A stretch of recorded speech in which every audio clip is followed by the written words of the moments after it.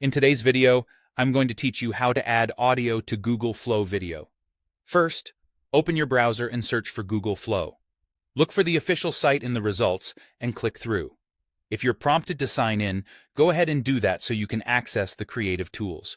This gets you into the Workspace where you'll build your video. On the homepage, choose the option to create with Flow. Once you're in, click New Project to open the creative interface. You'll see a prompt box and a few configuration controls.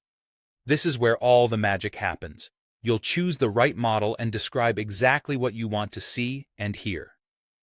Before you write your prompt, make sure the correct model is selected. Click the model name in the prompt box and choose Veo 3 Quality, Veo 3 Fast, or Veo 3.1.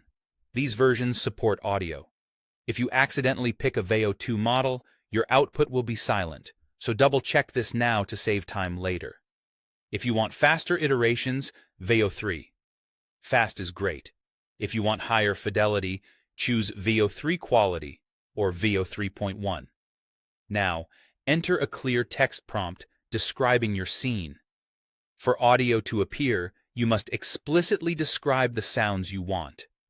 Think in layers: ambience, sound effects, and any spoken dialogue. For ambience or sound effects, include lines like, "The sound of an ice cream truck can be heard in the background." That tells the model to place a specific audio cue behind your visuals.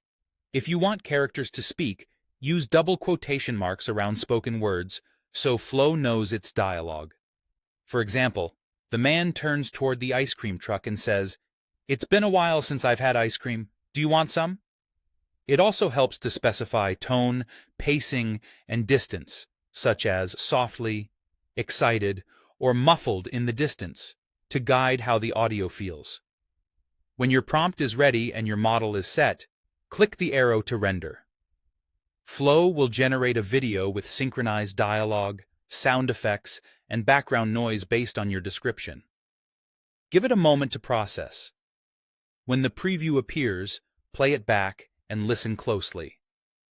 If something's missing or too subtle, refine your prompt by being more explicit about the volume, timing, or type of sound, then render again.